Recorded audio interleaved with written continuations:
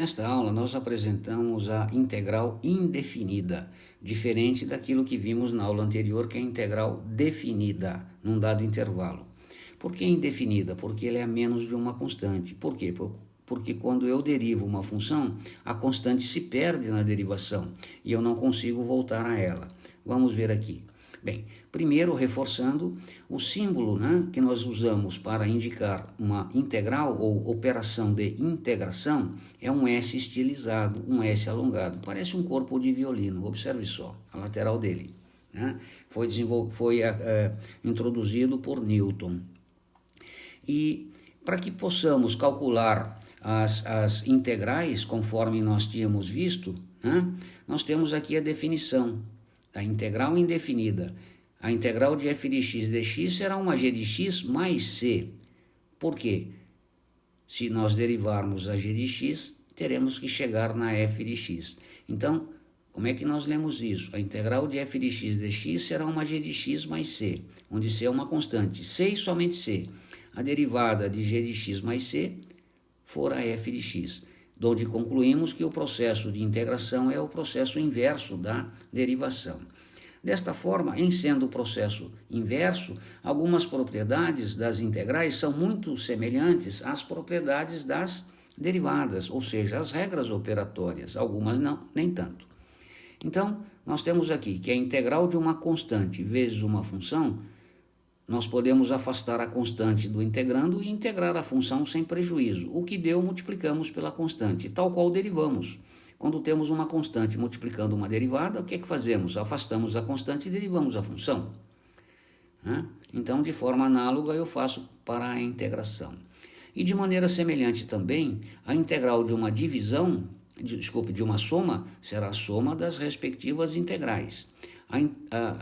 Vamos de novo. A derivada de uma soma será a soma das respectivas derivadas. A derivada de uma subtração será a subtração das respectivas derivadas.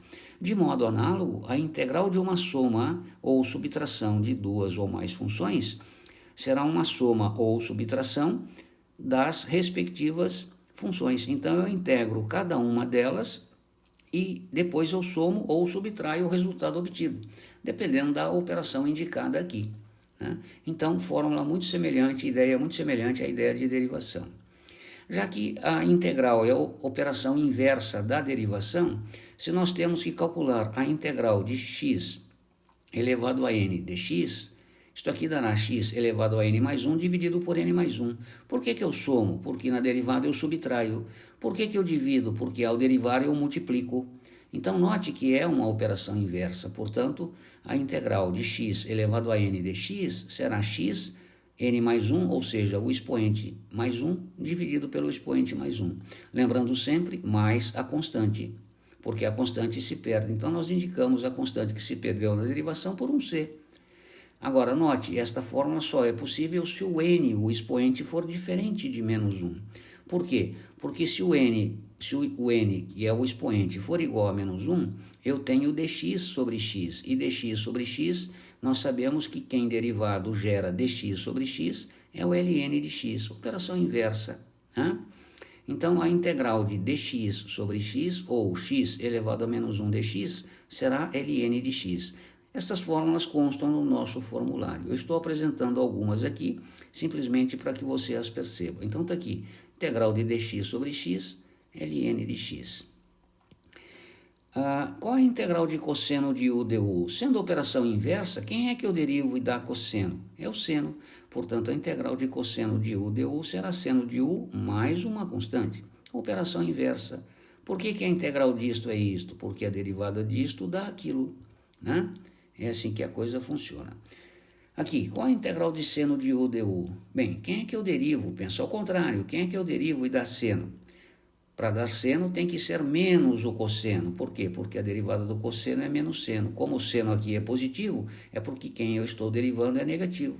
Então, a integral de seno de u du menos cosseno de u mais c. Isso aqui é simples. A integral de e elevado a u du. Quem é que eu derivo e dá e elevado a u du? E elevado a u.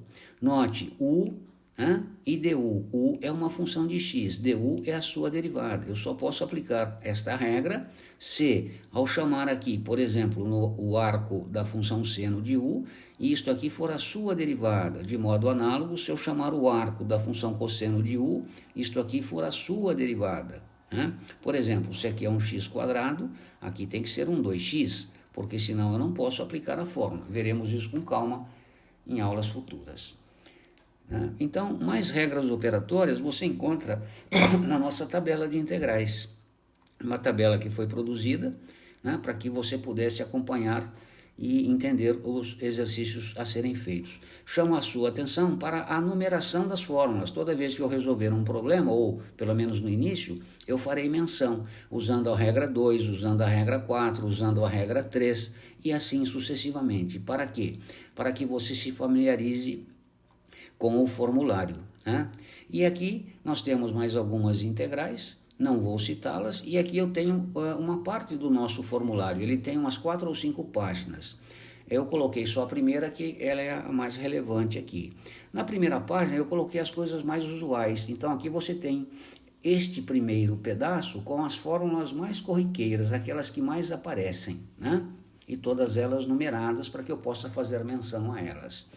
Neste outro pedaço da primeira página, você tem o que nós chamamos de técnicas de integração, que nós estudaremos como resolver integrais usando substituição trigonométrica, integração por partes, integração por troca de variáveis, que é a primeira, e a última que nós estudaremos, por ser um tanto mais trabalhosa, a técnica de integração por frações parciais. Então, aqui eu tenho as técnicas de integração.